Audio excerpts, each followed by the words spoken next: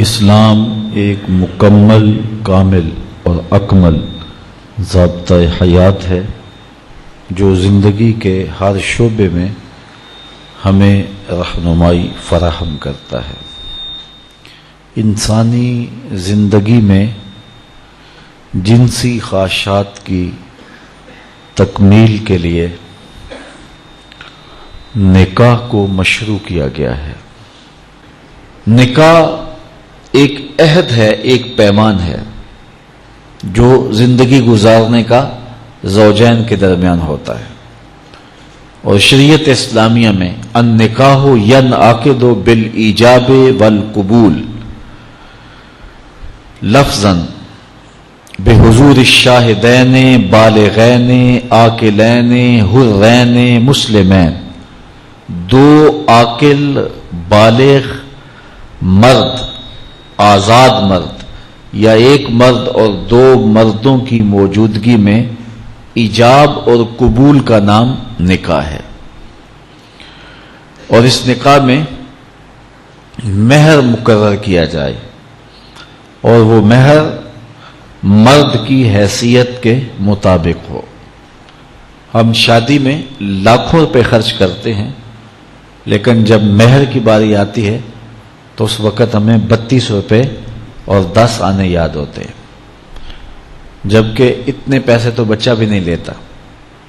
اور یہ مہر حق بدا ہے، یہ عورت کا حق ہے، تو یہ کشادگی کے ساتھ حق مہر پیش کرنا چاہیے، اور عورت کا حق ہے۔ دو گواہوں کا موجود ہونا، اور پھر نکاح اعلانیہ ہونا چاہیے۔ حضور نے ارشاد فرمایا اعلنوا ھذا النکاح واجعلوہ فی المساجد، کہ نکاح کا اعلان کرو اور اسے مسجدوں میں منعقد کرو۔ نکاح کے اعلان کے جو مقاصد ہیں وہ بچہ بچہ جانتا ہے، تاکہ جب زوجین چلیں گے، آئیں گے، کہیں بیٹھیں گے تو لوگوں کو پتہ ہوگا کہ ان کا نکاح ہوا ہے، کوئی شک کی نظر سے نہیں دیکھ سکے گا۔ اور دوسرا ارشاد فرمایا اس کو مسجدوں کے اندر منعقد کرو، اور پہلے نکاح مساجد میں ہی ہوا کرتے تھے، لیکن پھر جوں مرور زمانہ کے ساتھ تبدیلیاں آئیں تو ایک تبدیلی یہ بھی آئی کہ نکاح مسجدوں میں نہ ہونے لگے۔ عیسائیوں میں آج بھی جوڑا گرجا گھر میں جاتا ہے، اور پادری کو ان کے پاس نہیں آنا پڑتا، بلکہ وہ وہاں جا کر کے عبادت خانے کے اندر، اپنے گرجا گھر کے اندر جا کے نکاح کرواتے ہیں۔ تو آج بھی نکاح کی برکتیں حاصل کرنے کے لیے ہم اس کو مساجد کے اندر منعقد کرنے کا جو شرعی حکم ہے اس کی پابندی کریں تو نکاح کے اندر بہت ساری خیر و برکت پیدا ہوگی۔